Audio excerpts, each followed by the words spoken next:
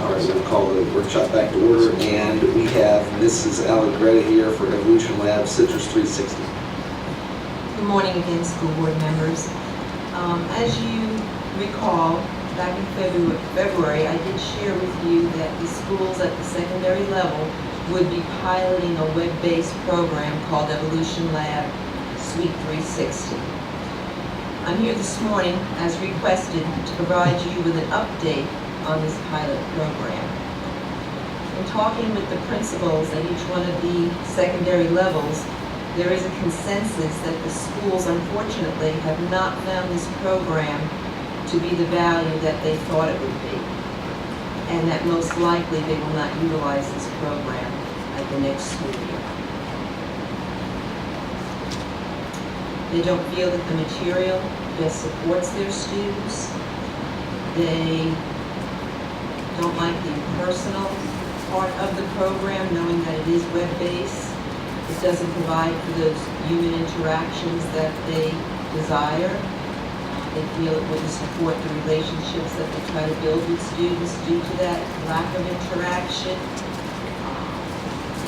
It's not teacher-directed, doesn't provide opportunities at times for them to ask questions or to have student or teacher-directed conversation.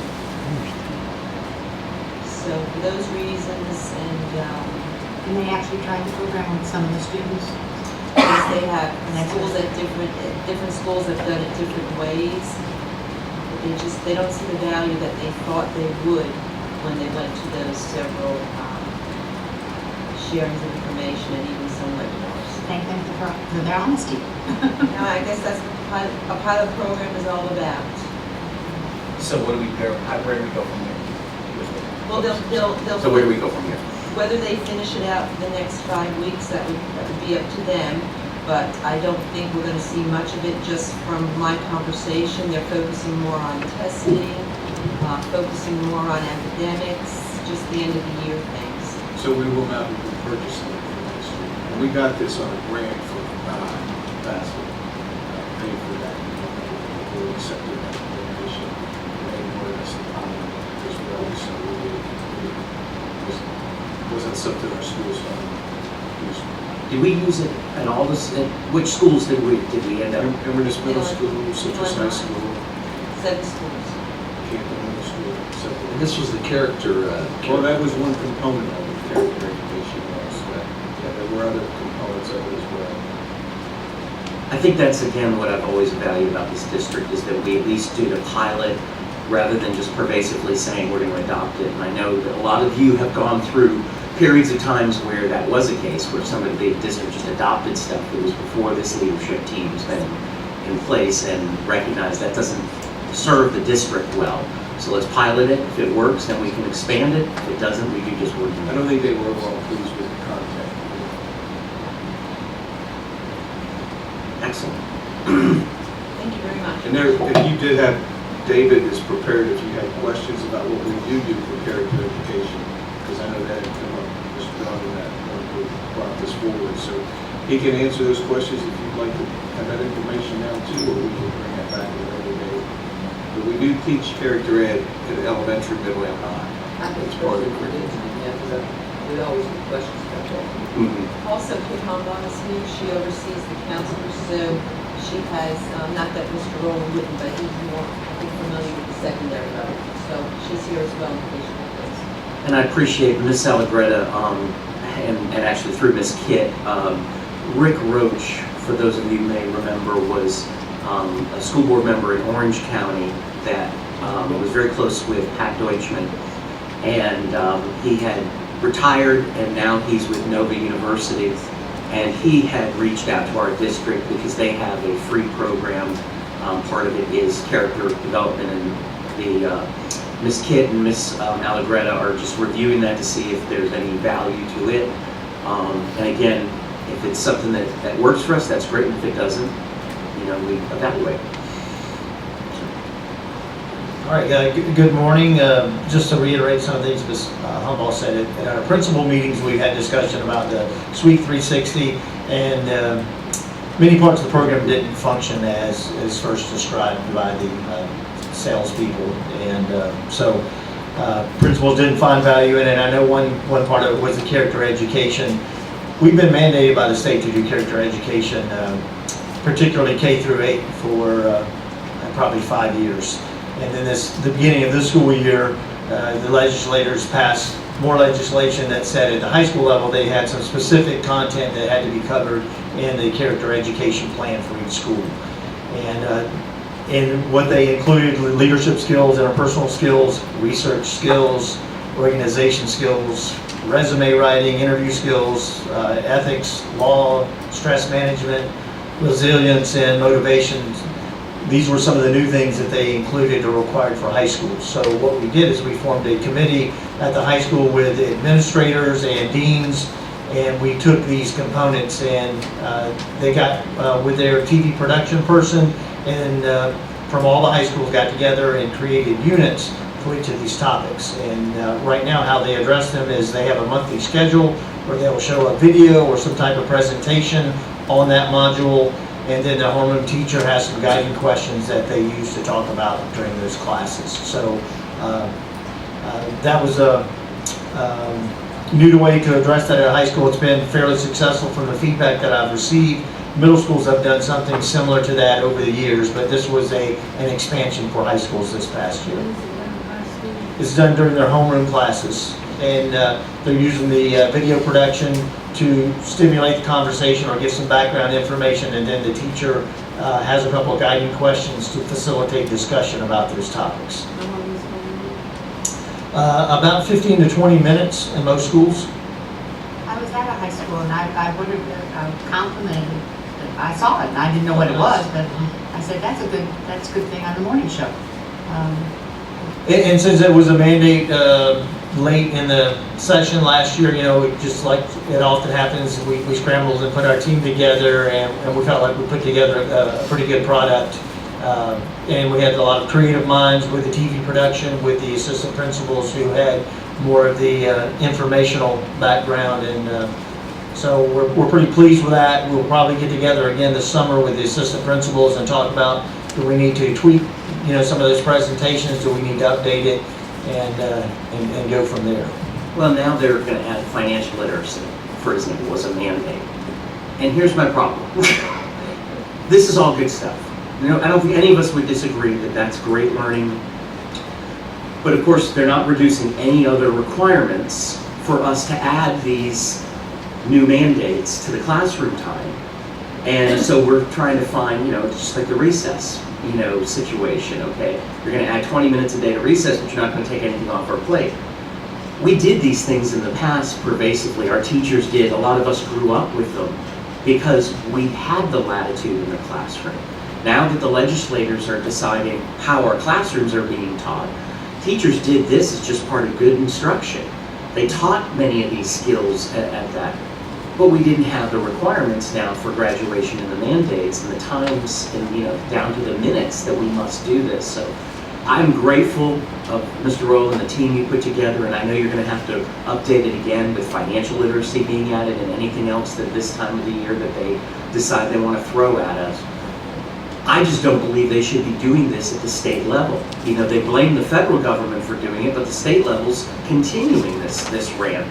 You know, let us teach in the classroom and stop handing down mandates of making decisions that should be local control and local classroom decisions. And we had this conversation with Representative Missoula, who was concerned that kids didn't know how to write a check when they left high school. But again, a misconception on legislators' part, because I know for a fact a teacher has taught accounting at Cliff River High School for 15 years and has included everything that they're contemplating in that statute. Economics is a required senior class and has been for a long time. The problem is the kids are not opting for that accounting class. They're taking another PE class instead of accounting. And so they have to, if they want to require it for graduation, then the kids will have to take it. But we've offered what they're asking for years. And what many people, including legislators, don't understand is our economics class at the high school has the financial literacy component embedded in that, and there are numerous many of the same ones that they're going to require elsewhere are already embedded in the economics class. That's what we told them. And again, what they're doing is they've taken over legislating the classroom setting completely, and then it's like every year they have a new rude awakening. Oh, well, how come our kids don't understand that? Well, because you took away from us the abilities to do X, Y, and Z, and now you're finding that's what it's producing. They need to just stop it. And good news, the thing you pointed out is this isn't the only place students get character. When in our literature classes, our English classes, when you read books, you read novels, our teachers have discussion about character. In our social studies classes, there's discussions about character. So, especially in Citrus County, we do a good job of addressing character throughout our curriculum. So we don't really have to have a special program to do that, but it is nice to highlight those things on a morning show to show the school values those things and that it's important. And freshman class, we have to take health and wellness, and a big part of the wellness course is character development, making good choices, relationships, what defines, having, good decisions when no is no. All of those are part of that process, and it's deeply embedded into that. All right. Okay, thank you. Ms. Joel and Ms. Allegretta, thank you. Next up is our policy review. Mr. Dixon.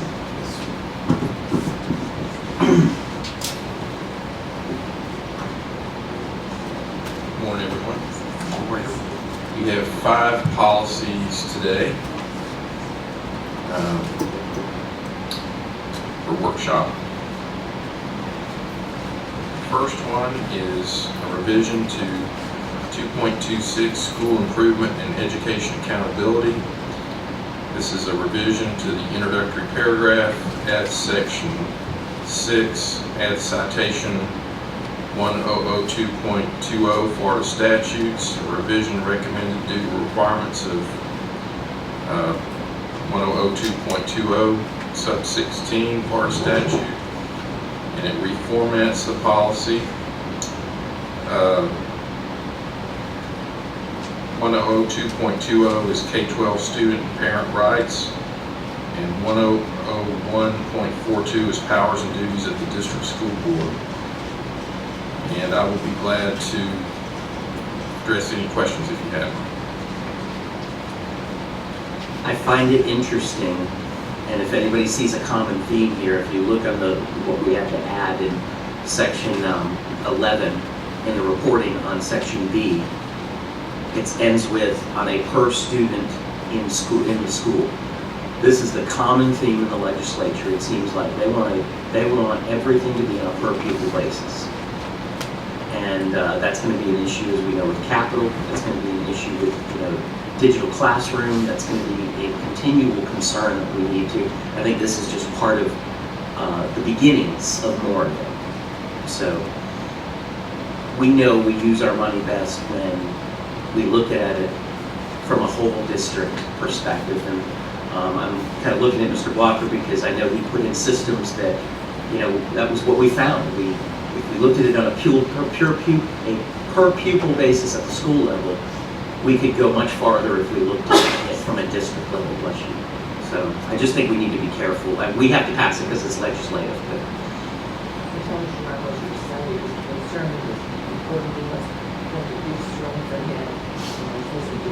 they did it with individual students and with a group of students. They Right. do one or the other, their strength and that's right. That's just a quick question. Are our money spent per student, is it going to be equal? Or let's say at our 3 high schools, or is there going to be some fluctuation there? How's that? I would think that our smaller school, like Christopher High, would probably show a higher per pupil cost. So we're literally going to take the total cost of the school staff, and I would guess capital is going to be included in that as well for I don't the know, year. Mr. Brown, you include capital in your per pupil cost, I don't believe so. We do it now on a school-wide basis, right? We have to provide that. We just don't do it on a pure pupil. And when you read that, you can place it in amount of money spent per pupil, with everything together, you say? Or you saying, or what comes from the state? What are you asking? What question are you asking? Well, if you have veteran teachers at one school, your cost increases based on that. And that's not necessarily a bad thing to have veteran teachers, obviously, in the school. If we noticed that too with a lot of, like a new school that was Right. lined up, all like brand new teachers, their per pupil cost was a lot less. And you don't know why, well, that was why we, a lot of people coming and going, a lot of people transferring, people moving in and out, hiring young, new teachers, their cost per pupil was lower because we were senior schools that have been around, that had a very This stuff needs an explanation, what's given out, what you're just saying, the first thought is, well, heavens, that school spends a lot of money to help their kids, but this one doesn't spend anything. Right. And the first thought is, why do we spend more money on that school? That's than we're right, putting that? yeah. Yep, that's You the- factor in a media specialist for 800 kids. Right. Find what that per pupil cost is, and then a media specialist for 300 kids in Homosassa, and then divide that. So the media costs a lot more per pupil in Homosassa than it does in Central Florida. And you know, we look at in the budget, we always have that one stat where it shows the cost per, Yes. FTE at each school. Yes. You'll see, your high thresholds or high cost for disaster. Sure. Certainly, low pupil enrollment, the staffing is equivalent, as the other elementary schools. So you have a high cost. So it just depends on how you want to look at those costs. But there's always a caveat in these relations with these things. And we know, utilities, that's always been a factor. I mean, you take Central Ridge, even Crystal River High School, it's a newer school, and there's more energy efficiencies put in there. And then you take another school, Citrus High, it may be not as energy efficient. Well, we can't necessarily take a window out that has another 20 years lifespan and say we're gonna save a couple of dollars a year by putting in a new window. I mean, I can tell you, I know that Mr. Calisante would say you're an idiot. He probably wouldn't say that, but that's would be what would be the case. So those are those factors that are really hard to do that. And I'm grateful that the staff goes through and tries to make sure you're all educated to it and then can share that. And when you do share it with the public, you're going to give those explanations, is that correct, Kenny? Well, Walker? unfortunately, those reports that come out are just like a stagnant report that gets posted on the internet. I know. What happens is when people inquire, that's when you get explained. And we dealt with this last year when we had to do those reports that were state mandated on Homosassa Elementary, Right. and they misused that data to say that we overspent per pupil basis when that was just not the case, because we couldn't provide those explanations until we have to have staff do a special presentation, and then those reports still go out. So that's why I say when I reference in this section, we need to be careful, because I believe that this is the beginnings of creating a database to use against this later. It is, and it's just another example of people taking bits and pieces of the wrong information and trying to form their opinion. It's the same thing Ms. Swain addressed with y'all earlier about the teacher retention and recruiting. These people taking a few bits and pieces of this information and trying to come up with a false basis for it. Any other questions on that? Okay. All right. The next one, I've got some minor changes to, but we've noticed after it went out, but this is a request to revise policy 2.95 wellness policy. This matter was discussed by Policy Informs on April 20th, and basically this brings us into compliance with the federal requirements, but under Section E, we'd like to reword this a little bit to make it more accurate and state that all schools in our district will participate in available federal school meal programs, including the school breakfast program and the National School Lunch Program. Period. Schools may also participate in the summer food service program, comma, after-school snack program, and/or the supper program. This is all, I believe, by statute and federal law now. We had to make these adjustments, because I know some of these, they go right up to the federal level.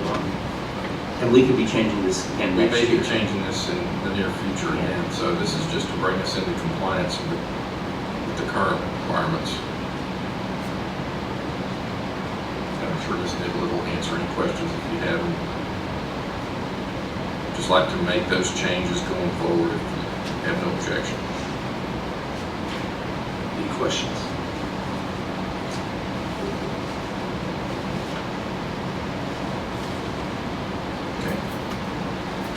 Okay. Moving on to policy 3.60, flag display and pledge. This is a request to revise policy 3.60, flag display and pledge. It revises section 2 to reflect current requirements in Florida Statute 1003.44, which is the patriotic program statute, almost verbatim. This matter was discussed by the Policy and Forms Committee in October. And if you look at section 2, you can see the changes there. Be glad to answer Mr. any. Chair, I just want to say, and I know you're going to, I'm sure, I pretty much can guarantee you're going to have some feelings on this too. I have major issue with this policy, and I don't think there's probably anybody up here that doesn't have that same thing. But this came as a result of HB 7029 last year, which was the train bill. This was stuck in at the last minute. I don't believe that it's required under federal law. I don't believe it's required under state law. And what's worse is they didn't just tell us it's going to be in state law. They mandated we pass policy in order to do it. So they're telling us again local control. And again, these are people who I would have thought would never have wanted that. I know by statute I'm supposed to approve something when it comes to this, and I know Mr. Bradshaw would remind me of it, but I'm going to have a very difficult time voting for this. And I know that it's going to be a requirement, but I cannot support the fact that all we are asking for is to be respectful. We do that when another country's national anthem is played. We do that when there's a rising of another flag. We do not salute it. We do not pledge allegiance to it, but we stand out of respect. Even countries that were our enemies during the Olympics, during other activities. And I am grateful that this district took this very seriously, because when we did have this that we required in policy, I can tell you I had a principal call me this morning, a former Citrus County principal, that said that they took this so seriously they were disciplining when our students would joke about it, because we wanted to make sure they knew that we took it seriously. So I will stand down. I totally agree with Thomas. It's a very offensive. I remember having, as a teacher, only one student who sat down during the lecture. I was very fortunate I only had one. And someone asked him why he did. And he said, well, his parents told him to not stand the pledge because they were from another country. And the background is that they had come here to do some business, and they had quite a bit of money to be able to live and do what they wanted to do. And they were very pleased with that. He said, as far as pledging allegiance, and as far as observing respect for the country, he wasn't going to do it. And he's amazing. We have the freedom of speech right, absolutely. But it's hard for me to understand that because I'm with Thomas. Anytime I hear something that from another country, that's all we play. You stand out of respect. It's not because you want to leave to other countries, just you stand out of respect. So this bothers me, terribly bothers me. Don't we already have in school law that we can only require the students to stand? That's, Yeah, what's It's policy. Yeah, No, I'm not saying policy, I'm saying in school law. Mr. Bradshaw? School law, am I interpreting? Was it school law that said that we couldn't require them to recite the pledge, but they did have to stand? And it's in school law, This is what's changed. and this is changes, but it's not changed in school law yet. No, it is. This is Okay. changed. it So just, we don't have an option on this? Mm-mm. They have the right not to stand on places that are And, you know, We charge them tuition then for kind of our free schools? No, I mean, I know what you're saying, and that's what's very frustrating about this. The legislature is requiring us to do this and to put it in policy. They didn't just simply put it as part of their law. They put it that we must pass policy. And I don't know why they went that far. So this is, what legislature, which country is requiring this? Which country, I know, absolutely, absolutely. It is a big shock to me when this went through, because I, hated the fact that, we can't make students recite, but I understand the reason behind that. But when they stopped them from us requiring them to stand, I was very surprised that the legislature passed that.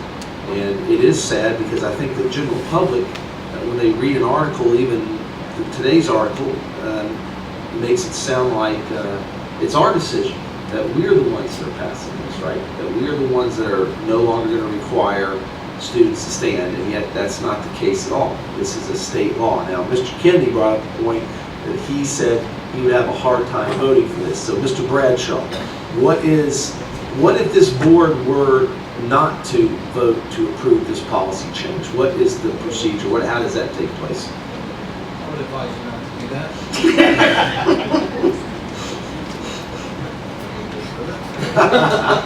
Well, the question I think is what in statute does it specifically say? And I think maybe all of us are looking for a way that, yeah, if you would. Abstain, can we abstain? But what we can do is we can get the newspapers around the state probably. We've publish tried. The names of the people. We did.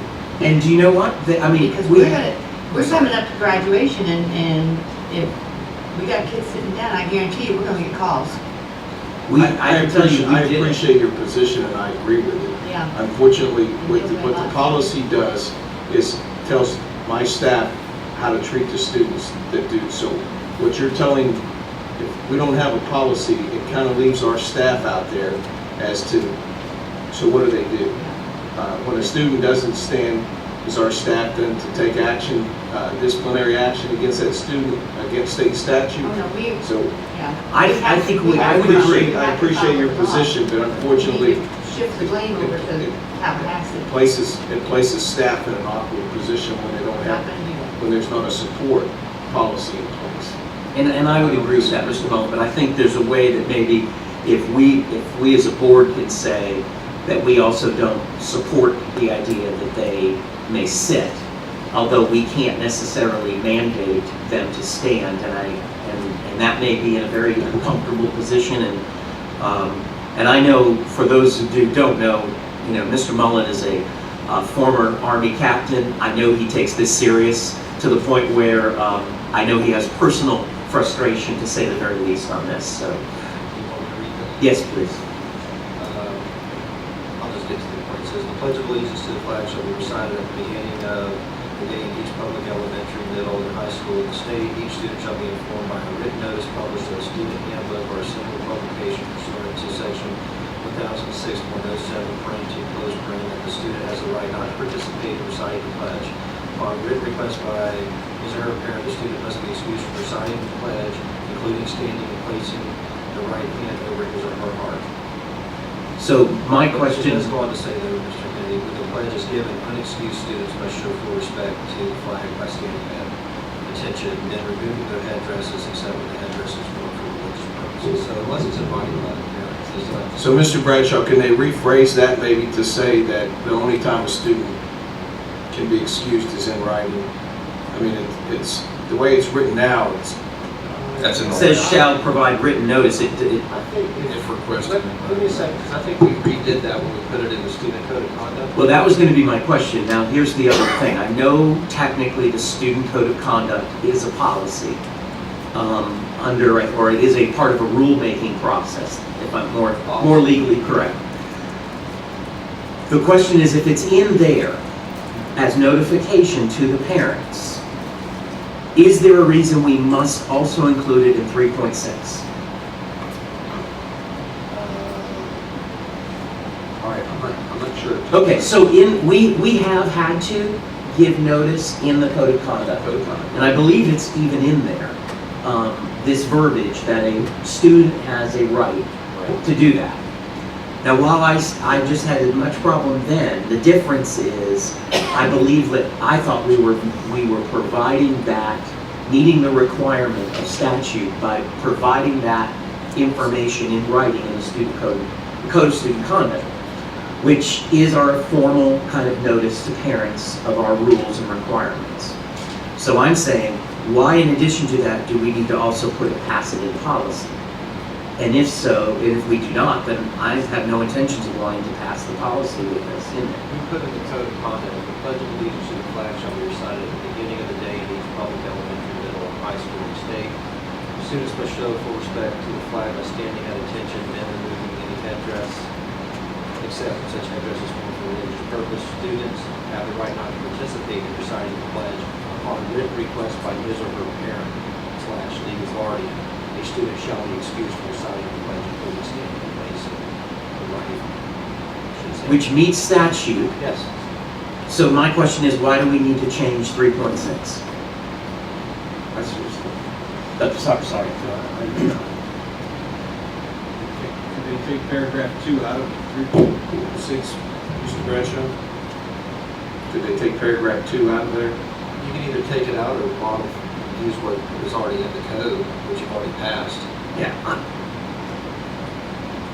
And I guess what I would say is I wouldn't take all of it out because I think you need to leave in the part that says the code of student conduct that is distributed to all students shall contain written notification.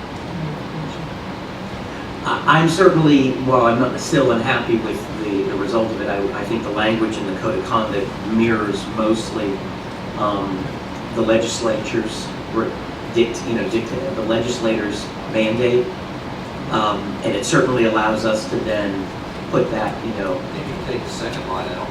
well, I think we need to reference Florida statute in this, according to Florida statute. Because this policy is Florida statute. This is why it's there. I have no problem, right? And I think, It is down here, Mr. Goslin, I'm assuming you're wanting something Up in- yeah, yes. so that the verbiage makes it clear. 3.44. yes, I am You can completely put that, agreeing. you can put the section number, the code of student conduct that is distributed to all students shall contain written notification that the student has the right not to participate in reciting the pledge of allegiance. You want me to just put in accordance with Florida statute? Pursuant to. Yeah. Is that? I think that needs to be in there. Yeah, maybe even start that out, Yeah, pursuant. I can reword that some with Mr. Dixon just to make it flow a little better. Feel like. Yeah, and I think I agree with kind of what Mr. Mullen was saying. Is there a way we could make it sound like only students who have written, who have been, written permission by the parent are not required to recite or stand? I don't know. I like to do it. I see what you're saying. Maybe like pursuant to Florida statute, the code of student conduct that is distributed to all students shall contain, verbiage or something that states upon written request, the student does not, a written request by a parent / student does not have to. I mean, there's two ways to say that. You can say upon written request, the student doesn't have to stand, or you can say all students have to Right. stand. Right. Unless they have written. Yeah, that's I like fine. I like that. It says the I like same that. thing, but it puts the emphasis on all students standing. I agree. I like that. This has to come back for you to vote on to move forward for publication, so we'll wordsmith that up and have that back to you. Thank you. Okay. Great. Any other comments on that? Just thank you, board, for having the same. I didn't think we didn't, but I just, this one upsets me. Thank you. I'm with you, Wisconsin. I'm with you, Wisconsin. The next request is to review new policy 4.115 for grade forgiveness. This is required by statute 103.4282, which is the requirements for standard high school diploma. And this was discussed by policy and forms on January 19th. And this is all new, so everything's underlined. Mr. Molyneux, I was looking in the room to see who from education was here. this is laid out in statute, because I mean, and I know Ms. Counts, I'm sure, can attest to the frustration that I know a lot of our high school teachers have of percentages versus letter grades and so forth, but this is laid out in statute, if I recall, including, what defines, that a percentage must be defined as a letter grade, if I recall as well. So, and I say that because from my own kids' teachers, they're like, tell your dad that we want it, and I'm like, I'm not trying to disagree, but we're doing what statute says. So this is, again, a statutorial mandate of how we grade the students, and we don't have discretion on this.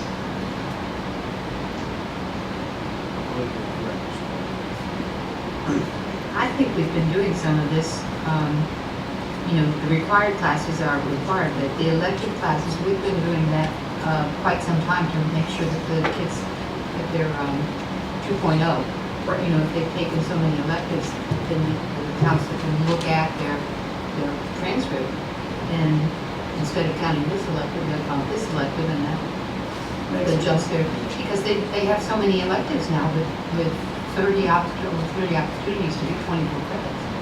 So we've been doing that number 2 for a long time, especially with athletes. I think this just codifies what we're Yeah. primarily doing.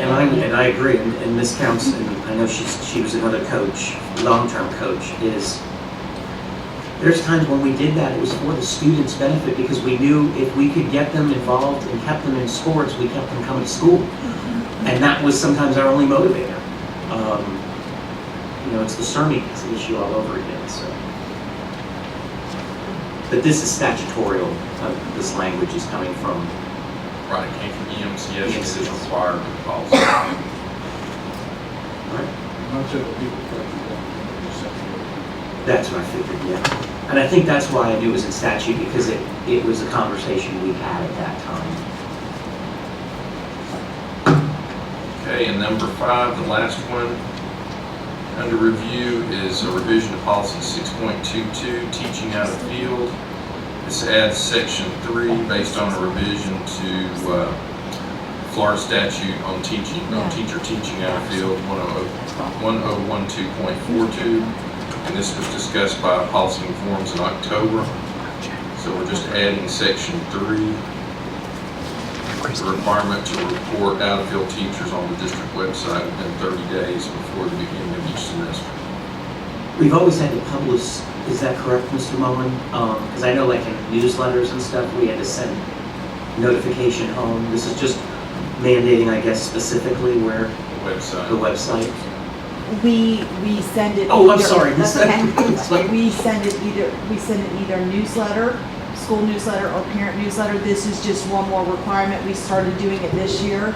So it will be, we are working with Chris Tangler, and it will be on the site. And we remember, started last it year, this year, so we legislation can- changed to require that if a parent has a student with an out-of-field teacher, they can request that student be moved to another classroom. So last year's legislature restricted us even more on that. And I say that because there was an earlier conversation about the understanding that our board was somehow restricting something that was state statute that they even intensified last year even more.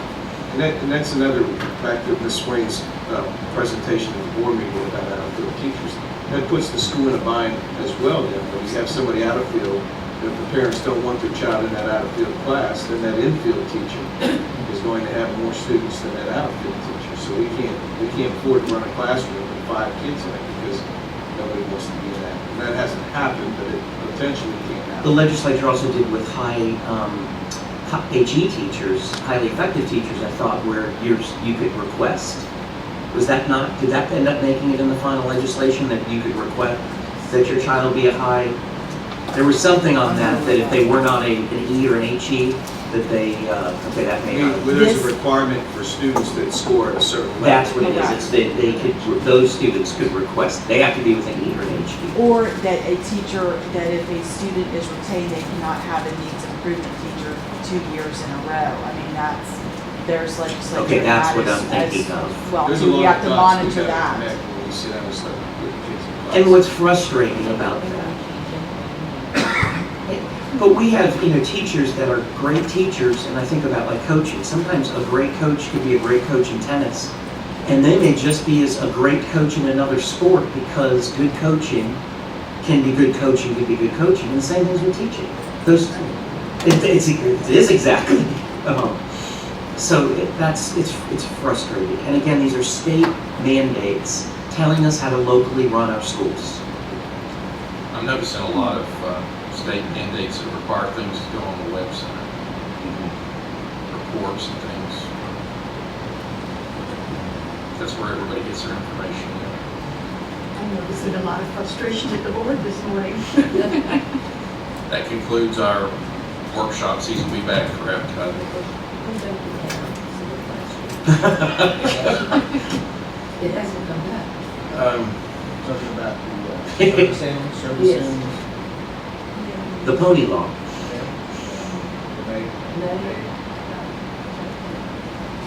It's coming. Maybe it's coming to be voted on. Yeah, so this is just, It'll be in our student code of conduct in some form or another, whether it's actually in the book or not. It's already been. The service animal, because it's in policy. I'm assuming. Okay, understand. We're just having to Oh, meet, no. yeah. No, All right, Mr. Dixon, thank you very much. Thank you. Have a good one. Doggy patrol. The bag. Mr. Walker, Yes, sir. next year's budget, you're up. Are we doing, let's see, yep. 17-18 budget, budget planning. If we know what it is, you have a better idea than me. Bradshaw's asking. Oh, sorry. Oh, yes, that's Although fine. Mr. Blocker asked me to get his little feelings hurt because I usually do. You know about that. We wrote out the board of budget this year.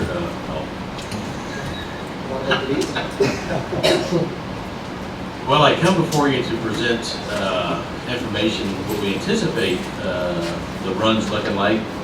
But last night, a lot of things changed in Tallahassee. And actually had a chance to briefly review what the House's new run looked like.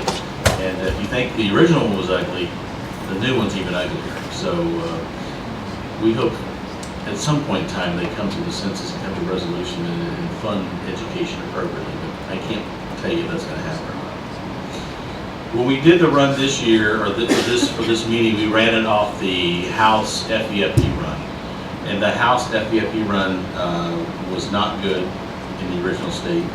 It was only an extra $240,000 for Citrus County Schools, or 0.23% increase based against the third calculation. The fourth came out Friday when we didn't update it. There were some changes in the fourth, but for this purpose, we're just going to talk about it against the third right now. So that was the House run, and that's what we plugged into the budget run for this scenario. And this is early, things are going to change, but I just want to give you an idea of what we're up against for this coming budget year. The Senate had an opposing FEFP run where they came in for us about $2.8 million increase, or about 2.65%, which was very good. The biggest difference was they were gaining ground on the RLE. They were using the increased property value to gain some millage there, where the House has been adamant they were going back to the rollback rate, which is exactly what they did last year, which is why we ended up with only a 1% increase. And of course, the governor, he had a $3.6 million increase for us, for 3.44%, which we always know that typically the governor's is a little bit high because he's asking for a lot of stuff. So we were hopeful that the Senate may come into play, but as we know, the House is just dominating the conversation, or lack thereof, it seems like.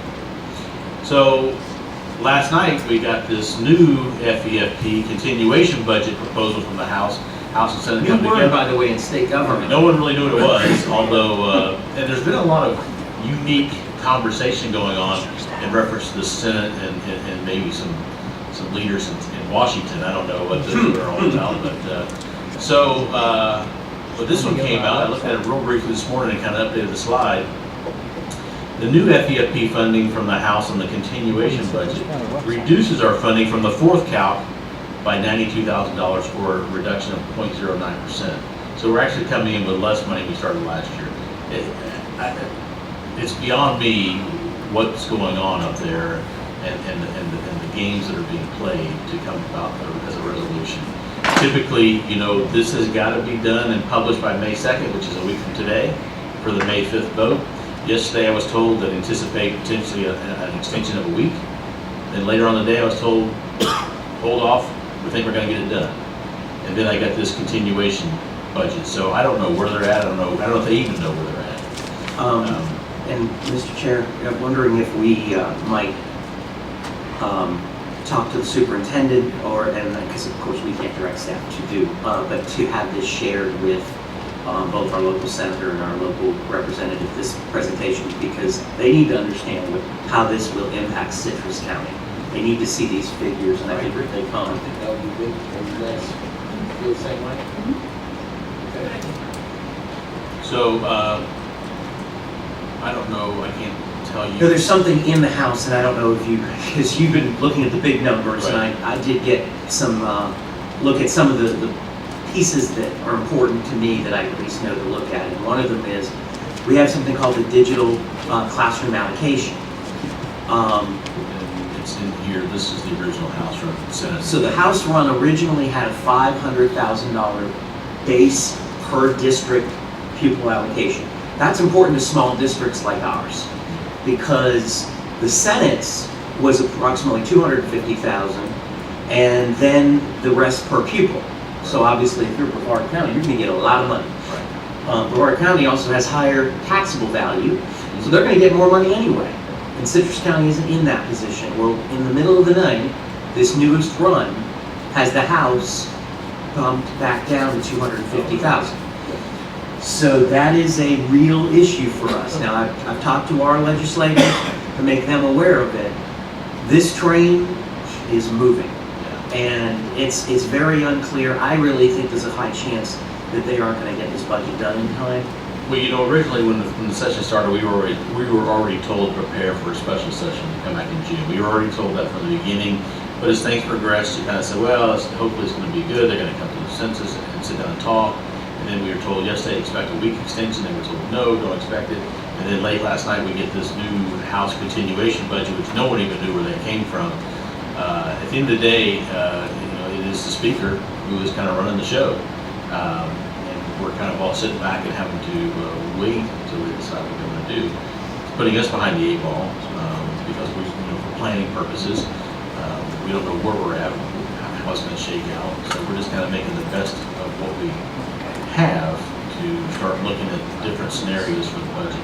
But generally speaking, we're talking about a little under $100,000 less funding is what we're looking at if we took the House's budget as of last night. And continuation, From last year. Right, $92,000 less. Yeah. So it makes absolutely no sense whatsoever. But if you look on the FEFP runs, you can see the biggest differences is on that base funding line. The House is a lot less than the Senate, and that's all because they're using the rollback rate on the RLE as opposed to the increased property value. That's where it all comes out to. So if you see at the end of the day, the governor's was about 109.4 million, House 106 million, and the Senate about 108.6 million. So. Mr. Walker, though, is this the House run? Is that the same as that as of last night? No, this is the I was gonna original. say, I don't think it added. I didn't have time to put that. That's in not a detail problem. here. Yeah. Maybe we could, if you do have a I chance have to it put available. I can send it. If to you, well, I was thinking that, but if you could include that when you send that in the Okay. presentation, so that they have the accurate number. Right. So significant changes or issues, I think these are very appropriate to speak about. We looked at our revenue and the Medicaid, we were going to ratchet it back by $100,000 just based on being a little bit conservative. Last year was the first year we entered into some new contractual arrangements with Medicaid reimbursement, and I think probably we need to reduce that revenue by $100,000, be more conservative. The FRS increase, this is another one that's going back and forth. I looked at the House and the Senate's version. They're very similar. We did run it in our HR run, this first one, and it looked to be about an increase of about $335,000 to our budget as we currently stand. And they always go back to the unfunded liability portion of the FRS, and that's what they always increase, and they continue to increase it. So the impact to us is right now, about $335,000. Of course, we always have our steps that we're always contracted to meet. That's about another $330,000. So these are all things that we have to plug in our budget and make sure we're properly planning. The health insurance board match last year, board approved an $80 per month increase for the health insurance. Remember that the original budget was only based on the 7 months starting in December. Now you got a plan for the whole year. That impact is another $700,000 in the budget that we have to plan for. Make sure we have funding available for that total, that increase of the $80 per month. A couple of additions that are proposed in the budget: 2 reading coaches that'll be out in the high schools, and then 3 more bus aides. And I think they've been they had originally 3 from this year. They've been very successful. They want to have 3 more. Also during staffing, looking at the elementary and the middle schools, looking at school choice and looking at reduced FTE, there is an approximately savings of $546,000 based on reducing 13 teaching units at the elementary and middle school level. So there's a little bit of an offset. When you say reduced FTE, you're not talking about we're having less students. But elementary is seeing some less It is students. too, okay. Yeah. So when you take that into account and the school-wide average, they're looking at Got it, okay. I'm sorry. reduction. Middle school, actually, their FTE is looking up, but when you go school-wide, you can kind of mitigate some of that. So some of that is saving, some of it is reduction of staff. Right. So just statistically, the projection's up about 1.4% on the weighted FTE, or about 1.15% on the weighted.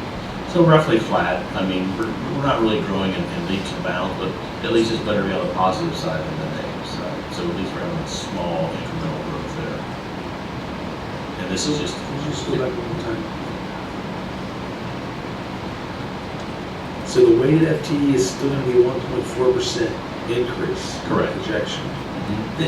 This is on population, This is on our current FTE. but I'm saying on enrolled students we're talking about. Yes. Okay, just want to make sure this isn't funding. Meaning, because I saw 15,000, I just want to make sure that all of us understood that was population. So this is just the same thing in a graphical format, looking at the comparison between the weighted and unweighted over the last few years. You can see back there, 07, 08 was, on the weighted side, 17,000. But we're getting back to that 2011 numbers. We're starting, you can see we hit the belly, we're starting to come up, so. The base funding, you can see that essentially is up about 0.3% to about $63 million. Now remember, this is all based on the House original run. And through a calculation adjustment, we could end up losing that amount just like we did last year. So we could basically mean we have 0 funding increase. Right. And you can see it graphically, you can see how the base and allocation has changed over the years along with the FTE funding. So it's been relatively, the last few years, relatively flat. And I know this board understands this, but I'm really saying this for the public. What isn't in this graph that doesn't show is the number of required mandates to increase the cost of education of our students. So when we look at 2007 numbers and we say, and the state says, oh, but you're getting more BSAs than you did in 2007, that's true, but you've increased what it costs us to educate a student by the additional mandate requirements, and you categorize, and you've put in categoricals how we have to spend that money. So it isn't in actuality that we're not working with the same dollars that we were in 2007 because the cost of education is more.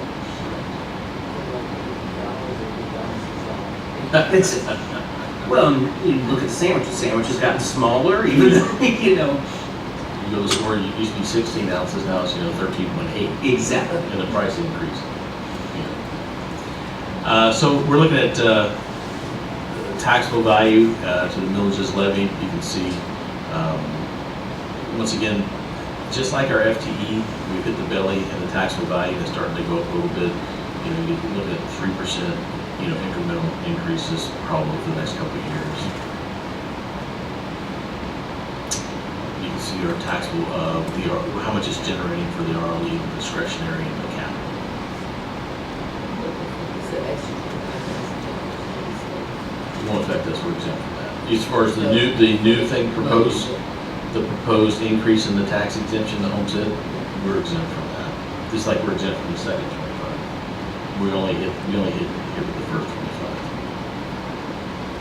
25. Mr. Walker, though, the difference on the capital run there, you know, there's been some individuals out there that says, look, if you don't need that extra capital money because you guys are growing so much, we're putting taxable values. If I recall, it looks like from 15 to 16, it was maybe $300-something thousand that we would have, you know, thereabouts that we would have got, or maybe I think it was $400-something thousand that we got in additional capital dollars From the increased tax levy. from the increased tax levy. It looks like it's going to be a little more than that this coming year. And remember, we have, and we'll see the capital budget a little later, I mean, although the capital budget as a whole is looking a little slightly improved, but we don't have all those projects in there that we need. We still need the Floral Cities, the IPSs, the IMSs, those aren't in there. We still need all of those. We don't have the funding to even address any of those projects. Is there anything in your group that has the constraints and calendar of the school system that have, for instance, you open a certain time, close at a certain time? Ample would open, close when it wants to. All the other places are getting money. They don't have the same constraints. I mean, all of your government agencies certainly have the same trim, they have trim requirements, although they're different from our trim requirements, but they're all basically the same, but I don't think anyone has the constraints that we do as far as the legislature pretty much telling us what we're gonna raise, this is how much money you're gonna get, and oh, by the way, this is how you're gonna spend it. You know? And then try to make it all work, you know? It's like going to, the restaurant, and the guy makes a salad in front of you, he's tossing it all together, so I mean, that's what we're having to do, we're having to get everything and kind of toss it together, make it all work.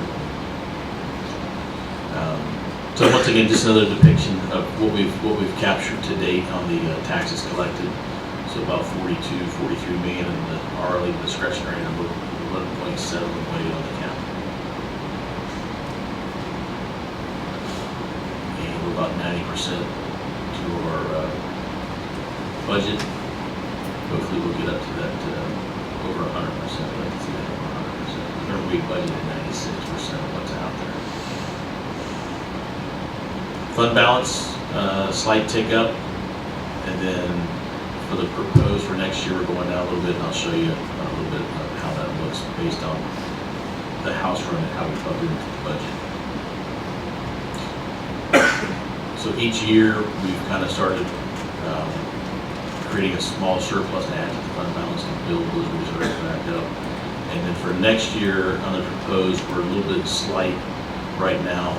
We're hoping come to a conference and the conferees make some decisions to actually increase our funding as opposed to not.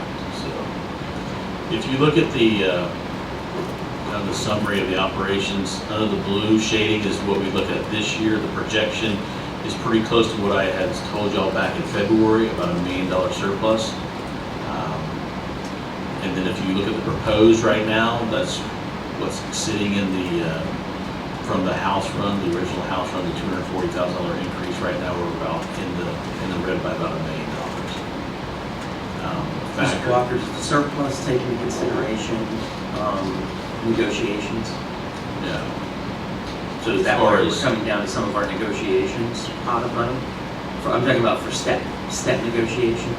In the proposed? In the proposed. In the proposed, remember, the steps are included in there. That's what that was. I know the required steps, I saw the 300-something thousand, but I'm talking about the bargain. No. So none of the bargain is in there. This is what it looks like right now. Okay, that's what I just wanted to make sure I understood. As we're looking at that, that $1 million surplus doesn't include those bargaining dollars For next year.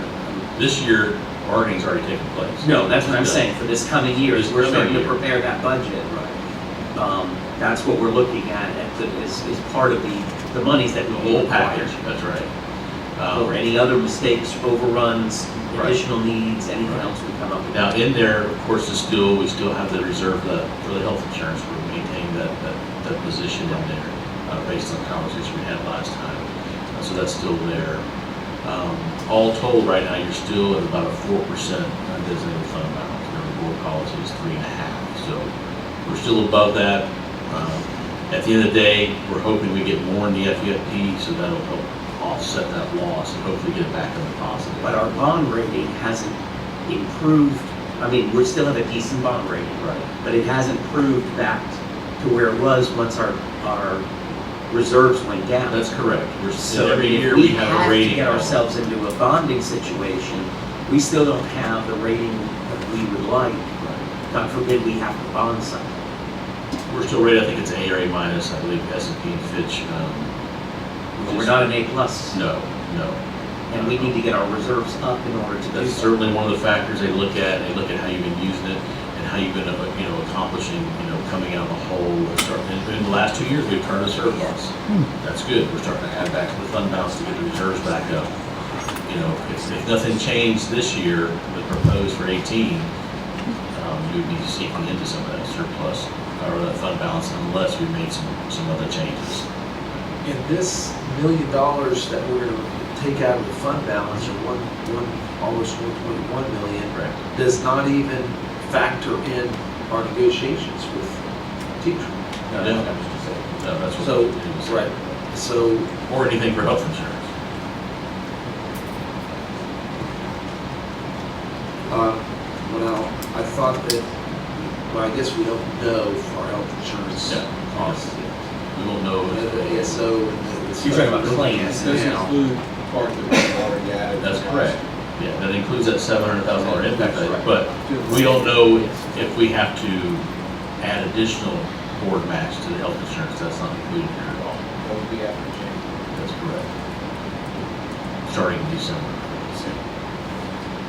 So there's still, this is very preliminary. We were hoping that the runs would have been a little bit better. That way we could have came in here and. The Senate looks a whole lot different. Absolutely, absolutely. The Senate, is our Christmas wish. Right. Um, Which would be much more favorable to us. We could Right. probably accomplish everything we need to do with the Senate version. And it Now- could, I do think there'll be some movement to go to closer to the Senate, but I don't think it's gonna be, I think What it's I gonna be was closer told, to the House. yeah, I was told the other day to potentially anticipate anywhere from a 1 to 1.5% increase. So a 1% increase for us is $1 million. So 1.5 would be 1.5.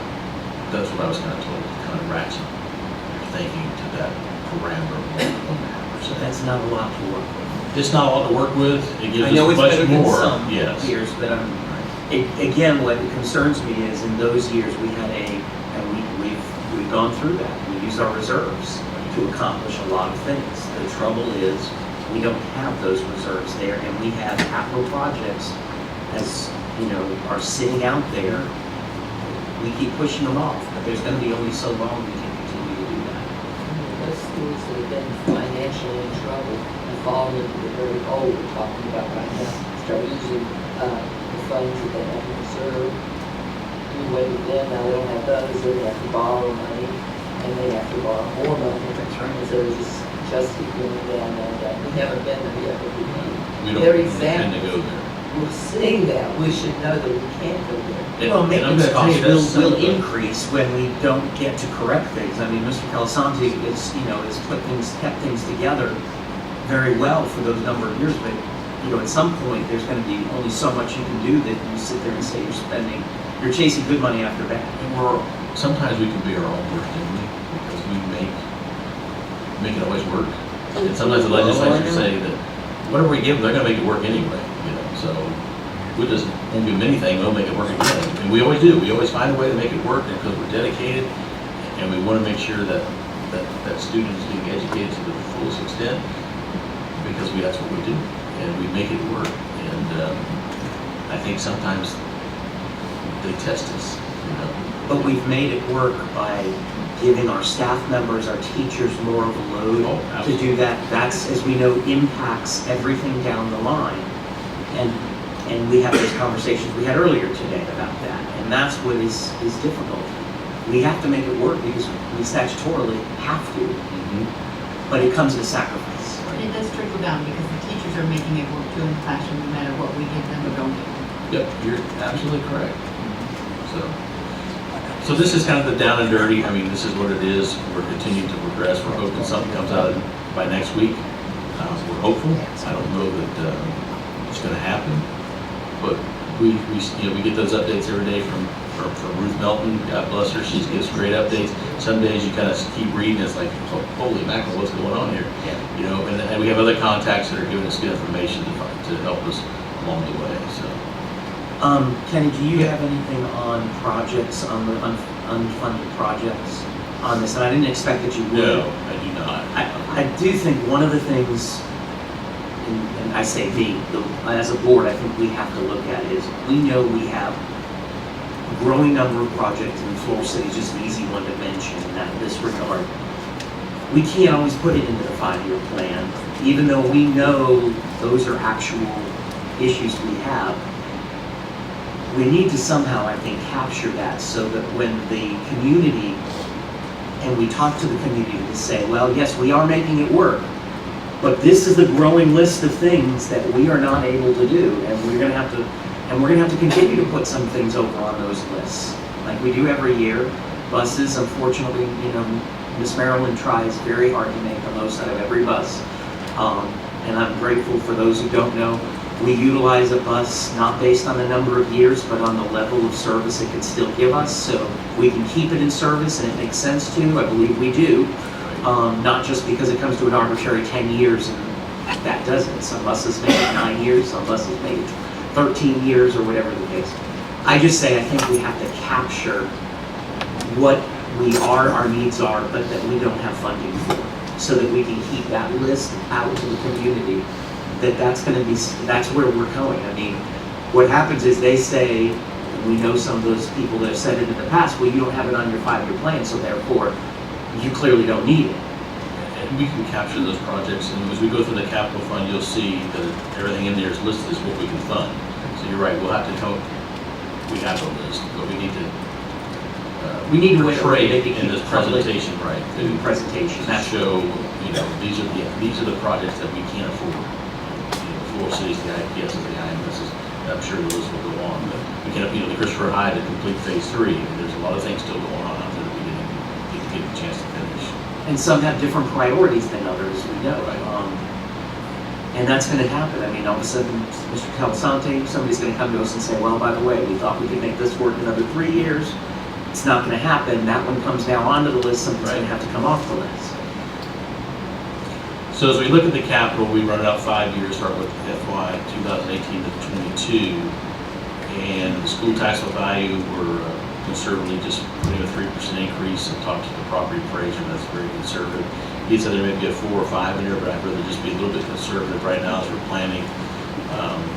A couple of the big numbers here in FY 18, you'll see the E-rate of $484,000. If you remember, Dr. Geddes in one of his projects, he was buying some products and services that were E-rateable, so we're not going to buy them unless the E-rate is approved, but that's why you see that E-rate number in there. Impact fee, $717,000, because that does include the Roger Weaver traffic reworking right now in there. So if you look at the revenue for the next couple of years, you're looking at about with the fund balances about 36.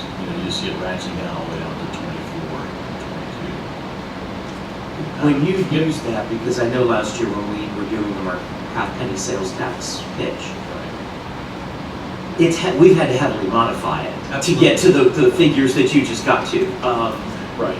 If you look at some tough decisions had to get made so that it balanced out the way we are. The appropriations were certainly changed this year, or managed. I know Mr. Bishop with his staff, they've been through all their potential expenditures and really ratcheted it back down to say, you got to come up with a bare minimum. What do we have to operate?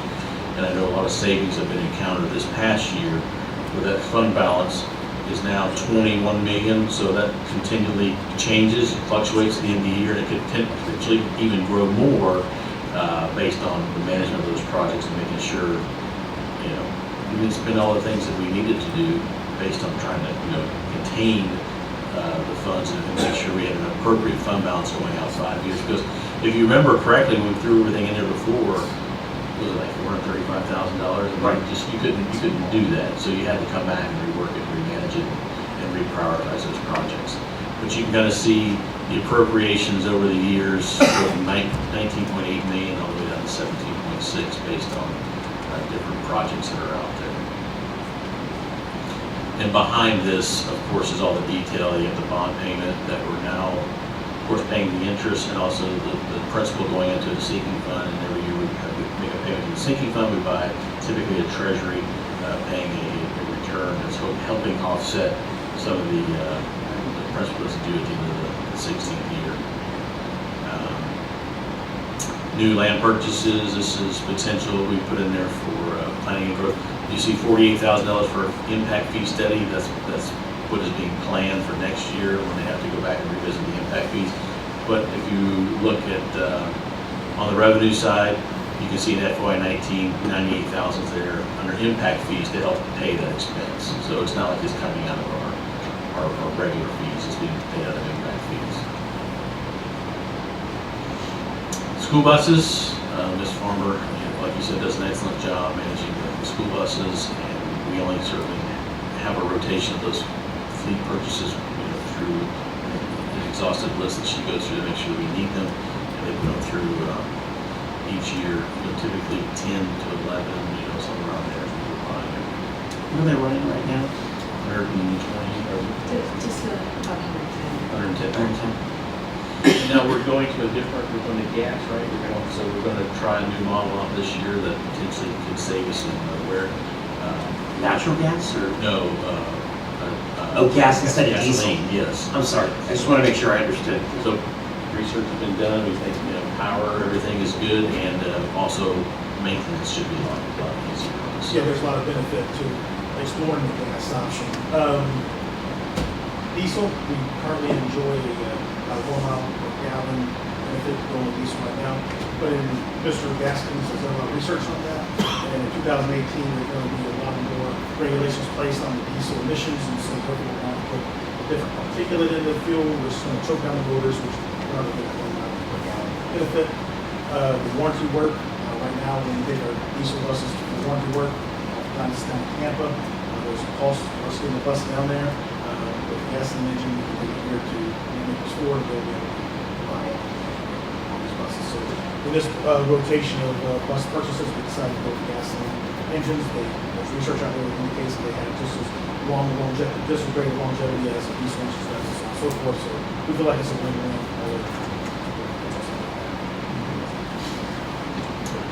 Technology, this is Dr. Geddes' one-to-one budget. You can see we still are buying devices out for the next 5 years with different grade levels and also for replacements.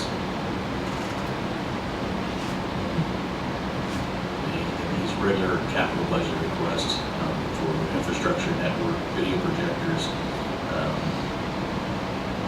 I'm always amazed at how much those light bulbs are for those things. They're ridiculously expensive. And I think you've been transitioning to LED where you can to try and reduce that It'll cost. last a lot longer, yeah. Yeah. Mr. Chamberlain's capital budget, time clocks, phone systems, replacement phones. And then if you notice, there's intercom system there. I put that in there. That was a request of the safety and security meeting about looking at the phone systems and adding an intercom portion to it. When we're going through the budget, we're trying to find a way to put that in there. We put it in this section here, so that's in there. Are some of the intercoms now using the phone systems? Well, we're trying to explore whether we can use the phone systems as an intercom system. So that's all the exploration we're doing that. If you could, then eventually you could get away from redoing all those intercoms, but they're still trying to explore that. So there could be some significant Yep. savings, but yeah. You don't know yet. Not every room has a phone, and there's some issues, so we're going to see how it works. Enterprise software, different types of software that we purchase that we can pay for at capital. Copier lease, our actually the copy machines coming out. Code compliance, all the, from environmental compliance. to Your labor. properties are way down, yeah. Yes. We've saved, like, when we redid this, it was like $1 million over 5 I was gonna years. say, it was a huge number. John, the maintenance budget, once again, really ratcheted it back down from where we've been. John turned over every leaf to try to find, exactly what he needed to spend. Of course, if something major happens, we have to come back and ask for some dollars, but this is where we're at. And then the caveat is when he sends it back. Yeah. He said, just so you know, if I. Facilities and construction, this is their budget for next year, of course, starting this summer. Intercoms to the traffic at Roger Weaver, HVAC upgrades, roofing. And then it's out. Go back. Yep, I'm sorry. The fire alarm now, that's. IPS, IPS, yes. that is going out for bid, I think, this month, or, That's correct. yeah. Well, this is in April. Right, so there could be some savings there, we hope. Yes, and that bid, we took out the sole source requirement, Yeah. so we should have to work with that. And Mr. Bishop, on the Roger Weaver Educational Complex route, that was, I know some of that's gonna be impact fee refunded, right? That project has been deemed impacted. Refunded, but the 667,000, right, but where do we get that? That was just projected, That's just a projected cost that we project. It could come in higher, it could come in lower. Abundance of caution, we try to project that to be higher, to try to cover any kind of unforeseen costs that we have not factored in there. So it's our staff's estimation of about $667,000. But it has been approved by the county. So Yes, that is impact fees. right? So those are the projects for this coming year, and then for the out years, you see the projects that are listed. And of course, these, every year they may change, but this is pretty much, in concert with what they plan on doing. But there may be some changes, some different priorities based on certain things that happen throughout the year. But once again, it's roofs, air conditioners, and fire alarms and intercoms. It seems like that's the big theme. That's what we do. We're just trying to maintain and make sure that facilities are in good shape. Laurel City, in, can't see it there, I think it's 1920. Partial re-roof. No, I'm thinking of the kitchen Okay. renovation and remodel. Is that what we're saying at this moment for the cafetorium as well? Is that just the kitchen? That's just the kitchen. Okay, so as we know, we really have a cafetorium issue if we are to expand someday the enrollment of that goal. So that's where some of those conversations that I say with the public, we're putting in there, 600,000 or 500 and whatever it is, $1,000. In reality, though, our need there is greater than the amount that's plugged in there if we're going to do what really needs to happen. It really needs to be about 10 minutes. Right. Yeah. Right, and we did do that master site plan, we have some options there, but that's. Certain things like that we Yeah. still have to do, whether we chose to do one thing or another, and we can't. And I go back to the symbiotic relationship. We can't do those. We can't do IPS. The things we need to do at IPS unless we've done Floral City. Right. So we show these dollar amounts, and I understand why we have to, but it really doesn't tell the whole story of what our needs are to our community. Particularly then, at some point, we've got to ask the community for money.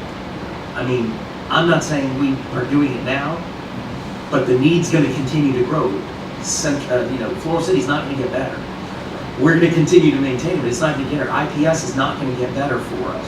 And we haven't even talked about really Citrus High. Or Everett's Middle School. Well, Everett Middle, but I'm even thinking Citrus High still is out there where it's having needs that are going to need to be planned. And you're right. right now, I think we're thankful that we don't have to share 1.5. Because that is, I think, progressing through, but fortunately, I don't think our two charter schools would qualify for any of those funding. So if you had more charter schools, you'd be less revenue to help take care of some of these issues. So.